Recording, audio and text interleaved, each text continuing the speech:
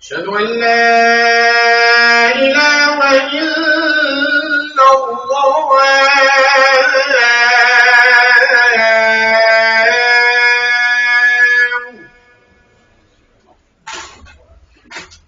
أشهد أن محمدا رسول الله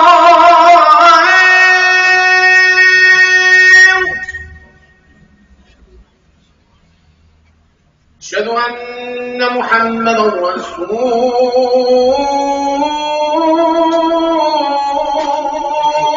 الله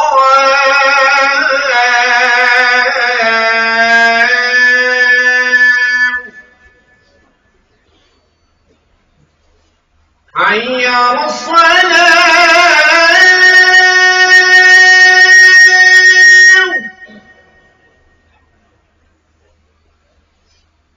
حي على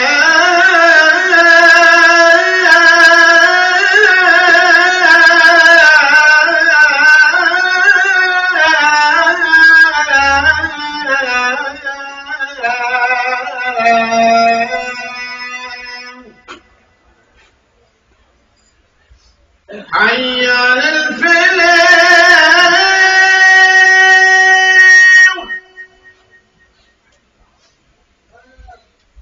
حي على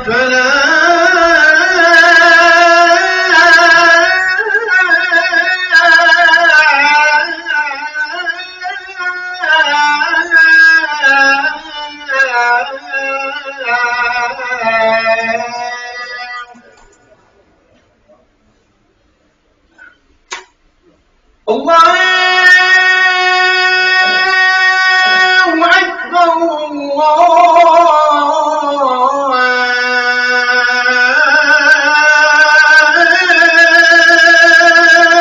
أكبر لا إله إلا الله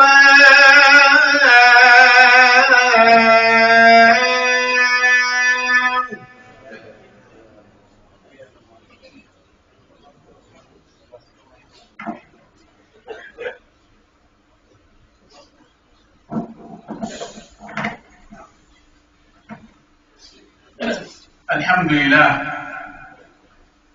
اللهم لك الحمد على توفيقك إيانا لصالح الأعمال، وأشهد أن لا إله إلا الله وحده لا شريك له ولا مثيل ولا ند له، سبحانه له الحمد في الأولى والآخرة.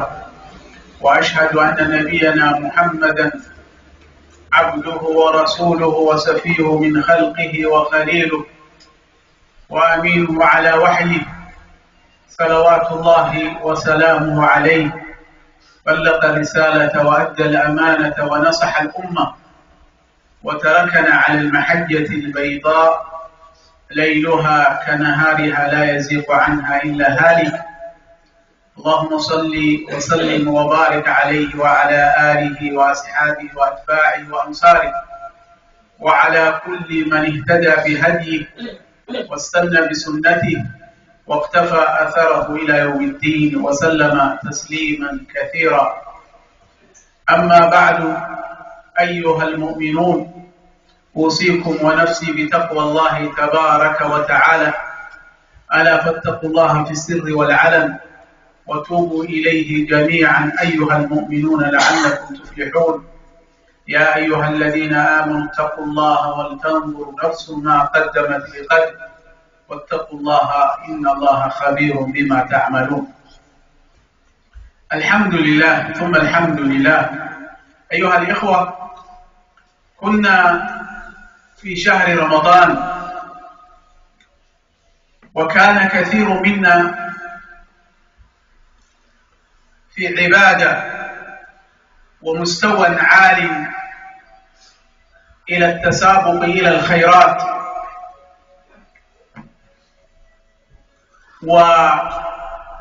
وجو إيماني، وكانت النفوس قريبة إلى ربها سبحانه وتعالى. كانت تعمل بما يرضي الله تبارك وتعالى من قراءة قرآن ومن الذكر والصيام والقيام والاعتكاف وغيرها من الأعمال الصالحة. كانت بعيدة نفوس الصائمين، كانت بعيدة عما يسخط ربها تبارك وتعالى، كانت تطلب الخير وتبحث عن أسبابه وأماكنه. وكان كثير من المؤمنين كانوا يحرصون أشد الحرص على فعل كل ما يدني إلى الجنة ويباعدهم عن النار من طاعة الله تبارك وتعالى وحفظ الألسن والجوارح وفعل للحسنات وحذر من السيئات وحسن الخلق مع الناس وطيب التعامل مع الآخرين وبذل وعطاء المال وإنفاقه إلى من يستحق من الفقراء والمساكين. لكن أيها الإخوة، مما يلاحظ في كل عام بعد رمضان كل سنة كما نعرفه وتعرفون كذلك، كثير منا لما يخرج شهر رمضان في كل عام هذه القوة وهذا التسابق إلى الخير يضعف ويتراجع إلى الخلف. فترى مثلا الذي كان يحافظ الصلوات في شهر رمضان يترك الجماعات فيكون كما وصف الله تبارك وتعالى كالتي نقضت غزلها. وترى صاحب الخلق الحسن مع الناس قد رجع إلى سابق عهده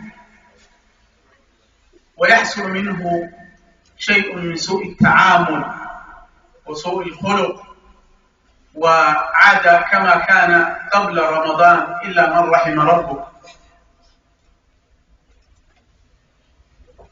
كذلك يقل الإنفاق. نتذكر في ليالي رمضان كيف كان الناس يتسابقون إلى الصدقات، الإنفاق في سبيل الله، إلى المساكين، إلى المشاريع الإسلامية، إلى المساجد، إلى المتضررين من المسلمين في أنحاء العالم وهكذا. لكن بعد رمضان يقل هذا. أيها الإخوة، شيمة المؤمن الصالح سجيته وخلقه وطبعه هو الاستمرار على العبادة وأن يكون على جو من الإيمان في جميع أحيانه في كل سنة وفي كل شهر. الله سبحانه وتعالى لما ذكر صفات المؤمنين في كتاب الله تعالى لم يقيد بشهر، وإنما أطلق هكذا صفاتهم طول العام وجميع الشهور. قال الله تعالى: قد أفلح المؤمنون الذين هم في صلاتهم خاشعون، في رمضان وفي غير رمضان خاشعون في صلاتهم، دائما هم في خشوع وطمانينة في الصلاة.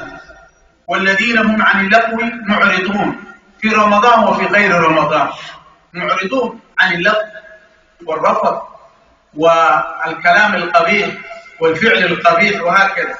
والذين هم للزكاة فاعلون، المؤمنون دائما يعطون الزكاة والصدقات في رمضان وفي غير رمضان. والذين هم لفروجهم حافظون، في رمضان وفي غير رمضان. وعباد الرحمن الذين يمشون على الأرض هونا وإذا خاطبهم الجاهلون قالوا سلام. هذا ليس في رمضان فقط، دائما هكذا حاله. عباد الرحمن يمشون على الأرض في تواضع وسكينة، دائما هكذا حاله. وإذا خاطبهم الجاهلون قالوا سلام. لا أحد يستطيع أن يستفزهم بأي حال من الأحوال، لأن خلقه يمنعه عن هذا في شهر رمضان وفي غير رمضان. نعم، في شهر رمضان كانت مدرسة تدريبية تدربنا كأنها كانت سيمينار، تدربنا على الأخلاق الفاضلة، لكن هذه الأخلاق الفاضلة الحسنة الطيبة لا بد أن تكون معك دائما في كل سنة وفي كل شهر. قال الله تبارك وتعالى: والذين يبيتون لربهم سجدا وقياما. عباد الرحمن يبيتون لربهم سجدا وقياما، يعني قيام الليل ليس في رمضان فقط، قيام الليل ليس في شهر رمضان فقط، إنما المؤمنون دائما والذين يبيتون لربهم سجدا وقياما، باستمرار يفعلون ذلك، وليس قيام الليل خاص بشهر رمضان. وهكذا سائر صفات المؤمنين، فلا تكونوا كالتي نقضت غزلها أيها المؤمنون. لقد انقضى ومضى وانتهى شهر رمضان، شهر القرآن، شهر الخير، شهر الصوم. هذا الشهر انتهى بأيامه ولياليه ودقائقه وثوانيه، ونسأل الله سبحانه وتعالى أن يتقبل منا ومنكم وجميع المسلمين من الأعمال الصالحة التي قاموا خلال شهر رمضان، ونسأله سبحانه وتعالى كذلك أن يعيد علينا شهر رمضان أعواما عديدة ونحن في صحة وإيمان، والأمة الإسلامية في عزة وقوة، وكذلك لها النصر إن شاء الله تعالى. ولئن كان أيها الإخوة شهر رمضان موسما عظيما من مواسم الخير والطاعة، فإن الزمان كله فرصة للخير والتزود للدار الآخرة. وليست العبادة أيها الإخوة والأخوات، ليست العبادة ليست خاصة في شهر رمضان. وأفضل الأعمال كما قال النبي صلى الله عليه وسلم: أحب الأعمال إلى الله أدومه وإن قل. أحب الأعمال إلى الله سبحانه وتعالى هو العمل الذي يستمر عليه العبد، العمل الصالح الذي يستمر عليه العبد وإن كان قل. وعلينا أن نستمر على هذا الطريق كما قال ربنا تبارك وتعالى: واعبد ربك حتى يأتيك اليقين، واليقين هو الموت. اعبد ربك، استقم على الطريق الصحيح حتى يأتيك اليقين، أي حتى الموت. واعبد ربك حتى يأتيك اليقين. فلا بد أيها الإخوة من المصابرة على طاعة الله سبحانه وتعالى. إن الله سبحانه وتعالى يحب من عبده إذا استمر العمل الصالح وإن كان قليلا.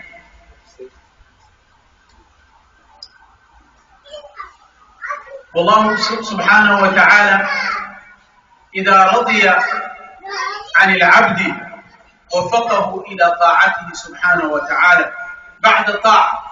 كلما يعمل طاعة يحب الطاعة، يحب الخير، وهكذا.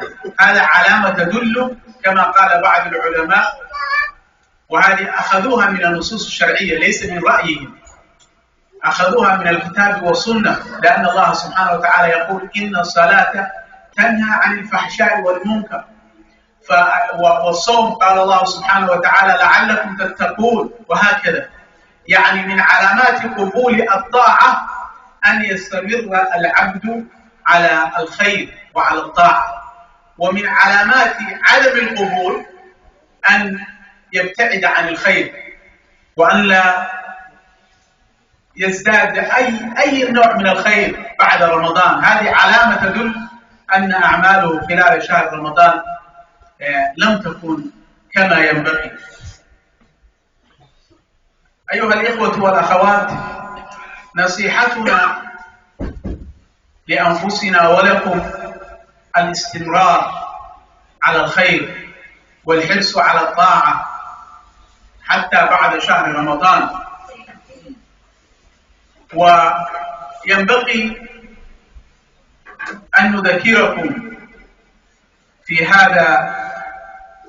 هذه المناسبة، هذه الجمعة وهي أول جمعة بعد شهر رمضان المبارك، نذكركم الصيام 6 من شهر شوال. لا تنسوا هذا، فإن فضله وأجره عظيم كما بين النبي صلى الله عليه وسلم. قال صلى الله عليه وسلم: من صام رمضان ثم أتبعه 6 من شوال كان كصيام الدهر. رواه إمام مسلم.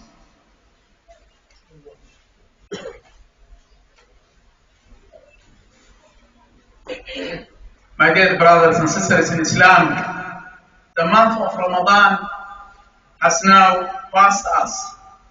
We ask Allah subhanahu wa ta'ala to accept our fasting, our worship and our zakat and all our good deeds. It is important to reflect on our present condition in light of the effects Ramadan had on us.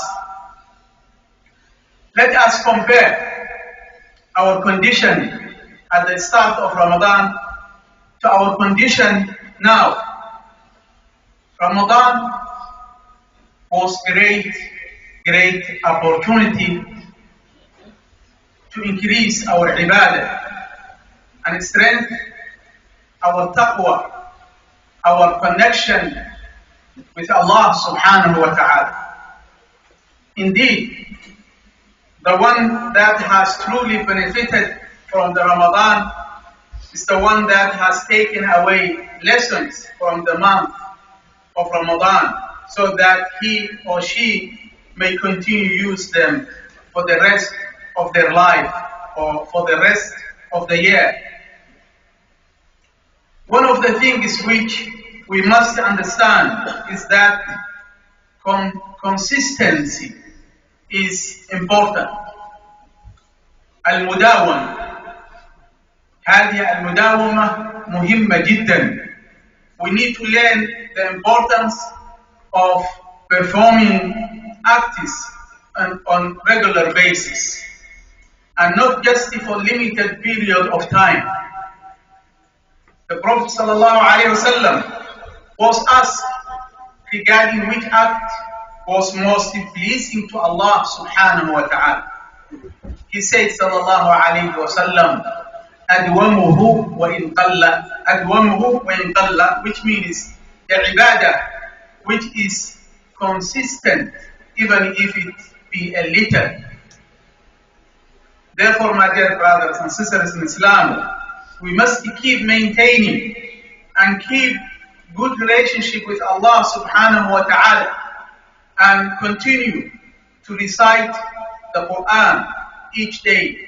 And don't forget the adhkar, remembrance of Allah subhanahu wa ta'ala each day. The point is, consistency will bring you closer to Allah subhanahu wa ta'ala. Among the signs, as some of the Muslim scholars, they say, among the signs of the acceptance of the good deeds is to continue and to be steadfast and committed in performing good deeds after the Ramadan. If you continue to good deeds after the month of Ramadan, it will be a sign of acceptance by Allah subhanahu wa ta'ala. However, if you go back to your evil deeds and bad habits, it is a sign of rejection of your Ramadan. Wal-iyadu billah. My dear brothers and sisters in Islam, worshipping Allah subhanahu wa ta'ala should not be restricted in Ramadan, should not be restricted to Ramadan alone. There is no end to a Muslim's worship except when they die. وَاعْبُدْ رَبَّكَ حَتَّى يَأْتِيَكَ الْيَقِينُ. The Prophet ﷺ said, fear Allah wherever you are. اتَّقِ اللَّهَ حَيْثُمَا كُنْتَ. Whenever and wherever you are, Allah subhanahu wa ta'ala is there. So fear Allah subhanahu wa ta'ala. The continuation of good deeds at all times is a character of the righteous people, and acts of obedience and good deeds do not have a specific time. Finally, أيها الإخوة والأخوات, my dear brothers and sisters in Islam, I would like to take this opportunity to remind myself first, and to remind you as well, that fasting 6 days in Shawwal after observing the month of Ramadan gives you the reward of fasting through the year. As Abu Ayyub, may Allah be pleased with him, reported that the Messenger of Allah ﷺ said, whoever fasts Ramadan and follows it with 6 days of Shawwal, it will be as if he fasted for a lifetime. أقول قولي هذا وأستغفر الله لي ولكم ولسائر المسلمين من كل ذنب فاستغفروه إنه هو الغفور الرحيم.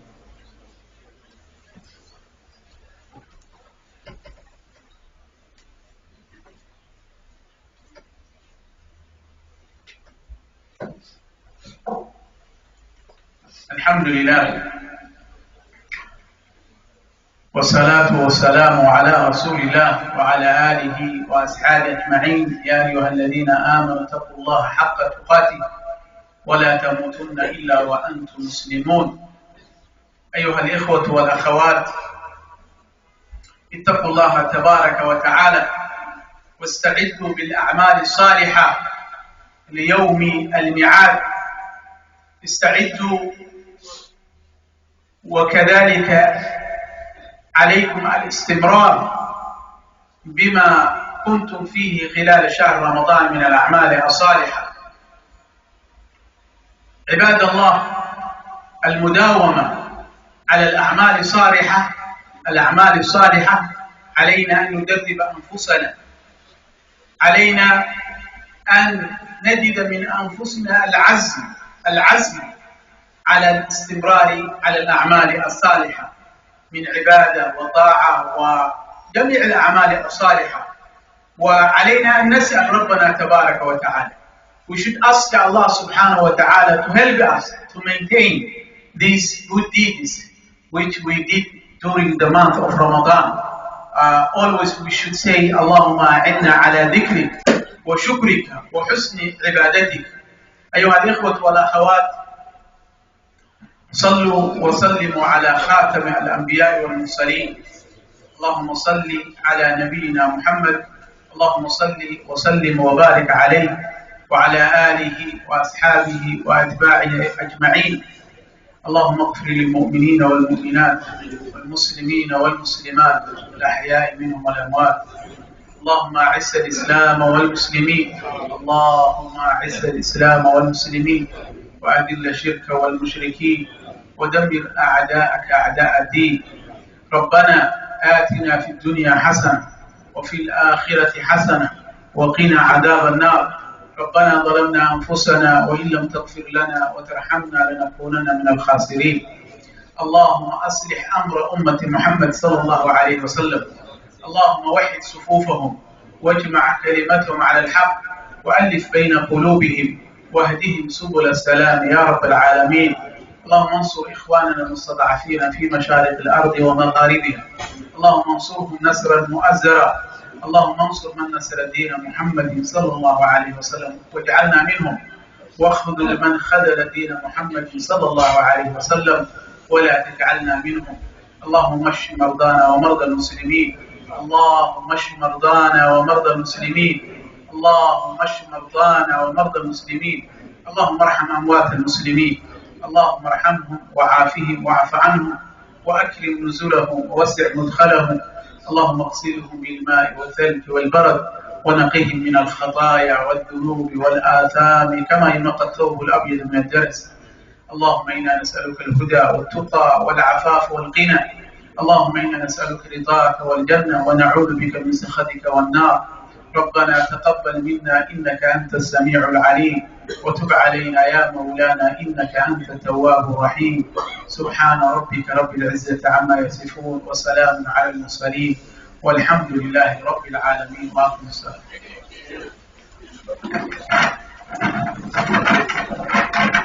الله أكبر الله أكبر أشهد أن لا إله إلا الله أشهد أن محمدا رسول الله حي على الصلاة حي على الفلاح قد قامت الصلاة قد قامت الصلاة الله أكبر الله أكبر لا إله إلا الله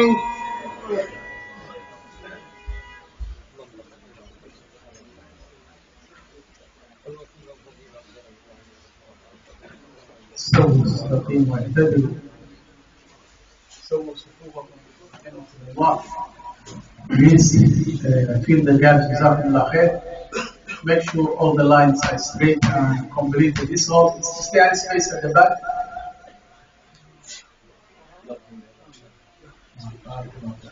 استقيموا واعتدلوا.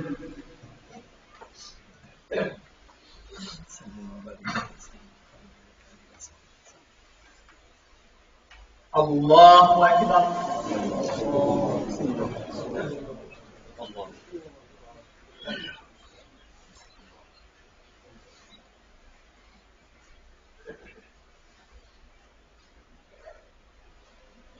الحمد لله رب العالمين الرحمن الرحيم مالك يوم الدين إياك نعبد وإياك نستعين اهدنا الصراط المستقيم صراط الذين أنعمت عليهم غير المغضوب عليهم ولا الضالين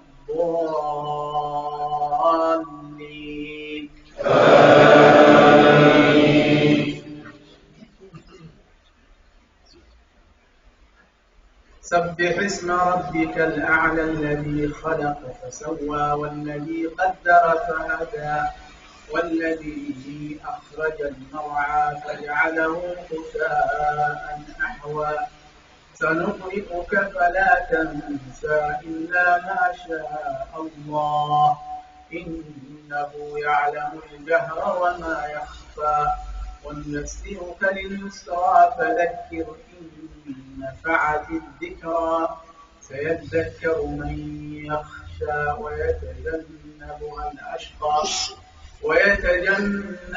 الأشقى الذي يصلى النار الكبرى ثم لا يموت فيها ولا يحيا قد أفلح من تزكى وذكر اسم ربه فصلى بل تؤثرون الحياة الدنيا والآخرة خير وأبقى إن هذا لفي الصحف الأولى صحف إبراهيم وموسى. الله أكبر.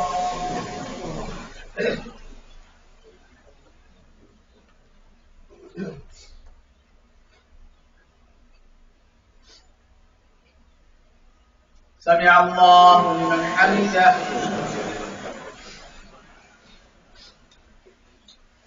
الله أكبر.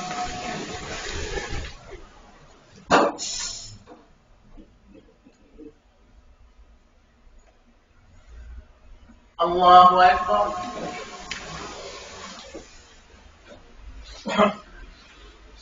الله أكبر.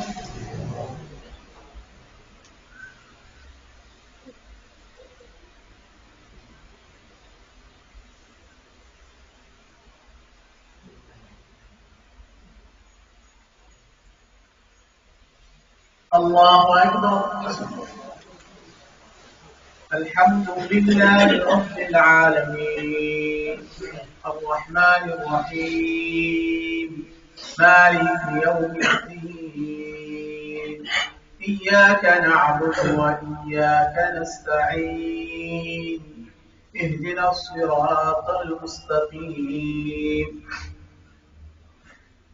اهدنا الصراط المستقيم صراط الذين أنعمت عليهم غير المغضوب عليهم ولا الضالين.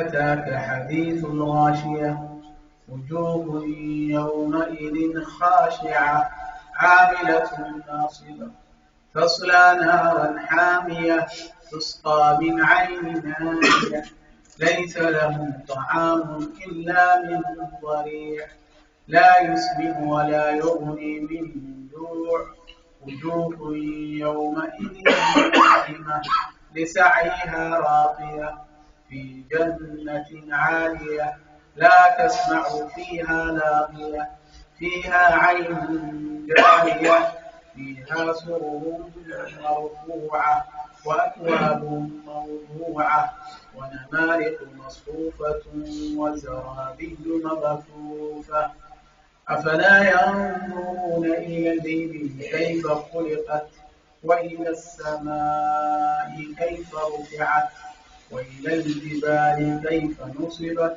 وإلى الأرض كيف سطحت فذكر إنما أنت مذكر لست عليهم بمسيطر إلا من تولى وكفر فيعذبه الله العذاب الأكبر إن إلينا إيابهم ثم إن علينا حسابهم. الله أكبر.